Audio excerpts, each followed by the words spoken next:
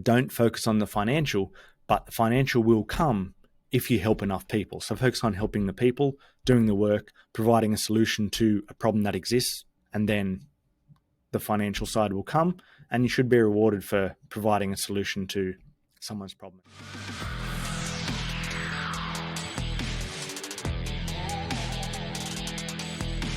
Welcome to Phys with me, Aaron King, a podcast for exercise physiologists and health professionals wanting to grow and scale in business.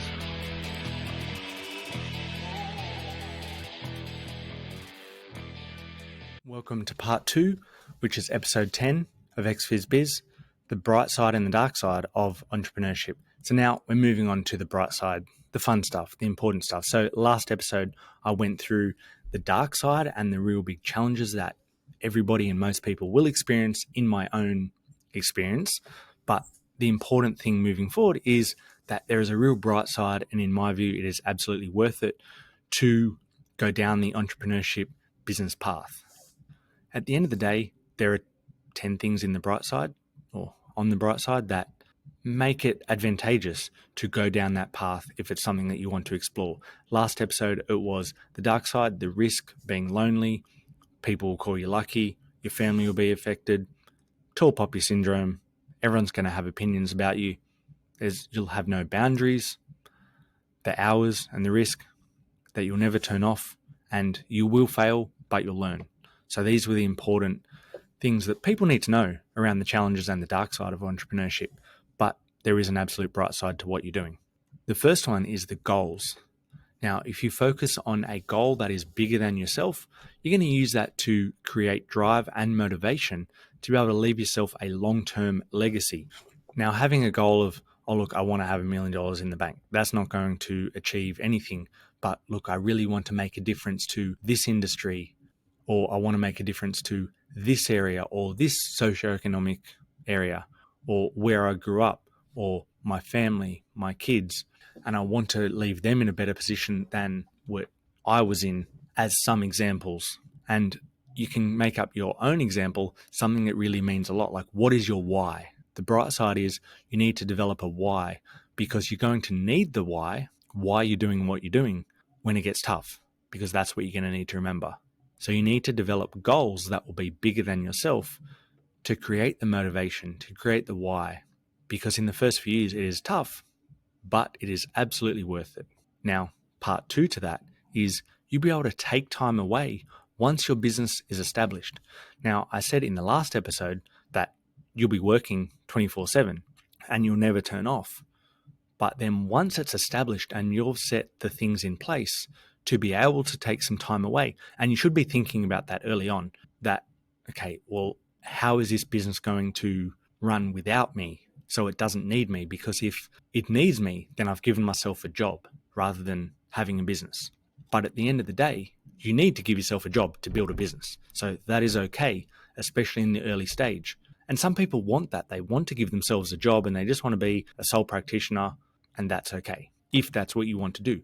But if you're trying to create a business, then you want to develop it so it's scalable, sellable. Even if you don't sell it, if you're making it sellable, then it means by default, it's able to run without you. So it's not the act of, I'm definitely going to sell it, but it's making it into a sellable product. Because by doing the actions that make it a sellable product, mean that you'll set the systems, procedures, and everything in place for it to run without you. So you'll be creating a business for yourself.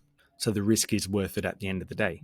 Then once you're established, you'll be able to take some time away. Like, not everybody that works in business or is an employee or has a set 9-to-5 job, or whatever time it is able to take some time away.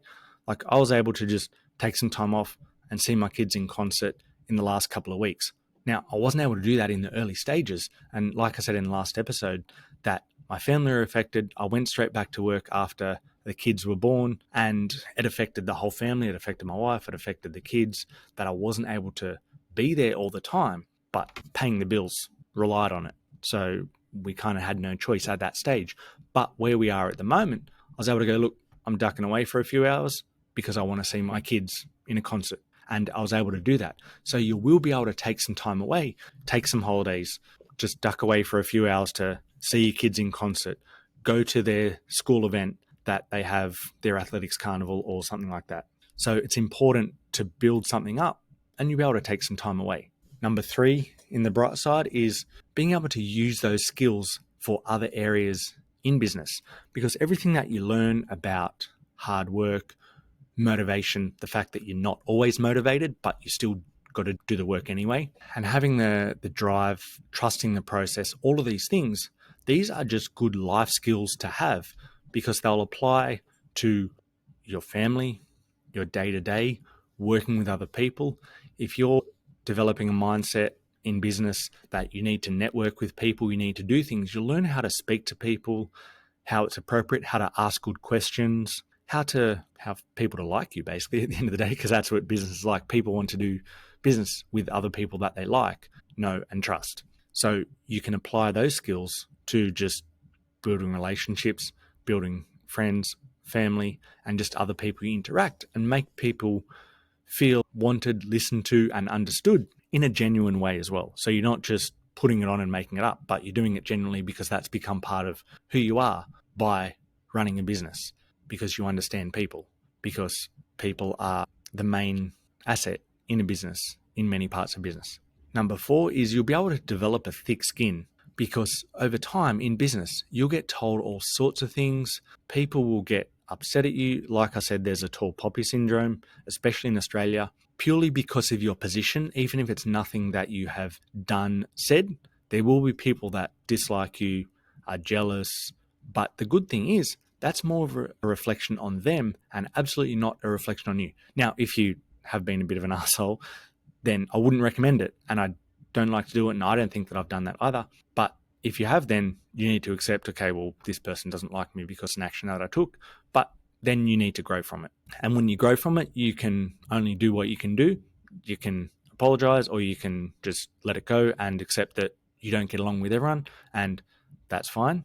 But most of the time, you'll be a normal person, but based on your position, people have a view of you. Sometimes that's positive, sometimes that's negative. Like I said, there's tall poppy syndrome. People have a negative view on you just because you're the owner, you're in a position of authority, even if you don't feel like that. But then others will treat you differently, sometimes in a positive way, and I don't even think it's positive, but then they'll treat you better than others in your business because they see you as the owner and they feel like they need to. But I don't agree with that either. Everyone should be treated the same. Everyone should be treated with respect. And that's the important factor. But I have noticed that for myself personally, that people want to see me. People want me to talk to them. People want me to interact with them. And they've come in and they've spoke to one of the team members, and then they've spoke to me with a different tone because they're, oh, you're the owner. And there's a level of respect purely based on position. But I say that and I don't think that's right. And I will back anyone in this business 100% of the time. If someone is treated poorly by a client, then we don't want that client, because at the end of the day, you need to look after your staff first, because the staff and the team will look after the clients, the members, whatever, or patients, whatever style of customer you have and what term you use. But at the end of the day, the customer's not always right. I don't agree with that statement. But the important thing is that you treat your staff with respect and you treat your staff how you want to be treated, and you back them 100% of the time, because everyone makes errors. You as the owner are going to make errors. Your staff are going to make errors, but none of them are really going to be fatal, and you can come back from it. And to be honest, I think you as the owner are going to make the biggest amount of errors of anyone. And if your team are making errors, then it's probably a reflection of your training or your lack of training and support to them. So again, it's on the owner, because at the end of the day, everything comes back to the owner, the leader, the manager, what they're doing and how they're supporting those around them. So if you look after your team, if you look after your staff, then they will look after everybody else around it. And that's the important thing. So you'll develop a thick skin, because how people act to you, to your business, is more of a reflection on them rather than on yourself. And I think that's really what you need to remember. Number 5 is that it's going to be really satisfying when you build up something that's bigger than yourself and you can see it in action, and you can see it without yourself being around, that those around you are using the framework that you've designed and the culture that you've set, because the culture does come from the top, and then it trickles down, I guess. I don't like to use the term up and down because I don't like the hierarchy. I don't like being called a boss. I think there's negative connotations around that word because it's more of I think everybody can have an opinion. Not every opinion is valid, but at the same time, everyone should be able to have input, is what I was trying to say. That obviously if somebody's trained in a certain area, their opinion should be of higher value than somebody that's not trained in that same area. And we've obviously on social media, we've found that out over the course of the last few years, especially. But you want to have your team being responsible cogs in the business and also being able to integrate themselves and being able to have an opinion, being able to provide feedback, and you take that on and then you can action it. Because my team 100% of the time have come up with many ideas and developed many programs that are much better than what I came up with. I might have come up with the framework, or they might even have come up with that. But I've empowered them to make responsible decisions and be responsible adults. And it's okay to try stuff up. If they do, they probably stuff up a lot less than me. But if you do, that's okay. We just keep moving forward because as I said, there's going to be failures when you're innovating and when you're doing something a little bit different.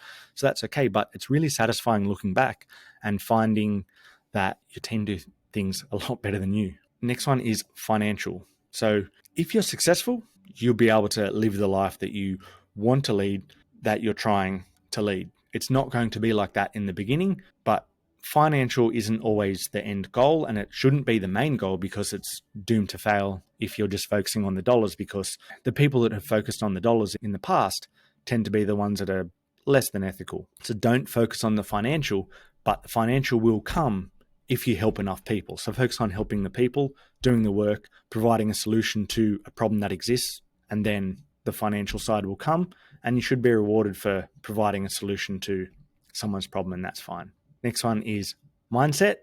So you'll develop a strong iron mindset if you really keep working at business, because the roller coaster that you go through, it's really important to have a strong mindset, have a growth mindset, and you'll find that you'll be better set up for other challenges in your life, in your personal life, professional life, and everything around you with a growth mindset. And you'll be a better understanding person overall as well because of the challenges that you faced, the type of person that you've become, because you will change from the start of business to the end, and that's okay.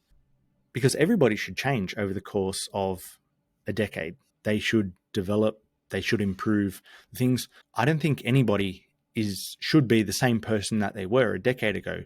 They should always be a better person and striving for something bigger, better, not just more successful, but just a better human. So the skills that you learn in business can hopefully make you a better human. You will fail, but you'll succeed if you keep working through it and learn from the failures. So you'll have a look and say, look, this is why I failed. This is what I learned. What do I need to do differently? So you need to reflect.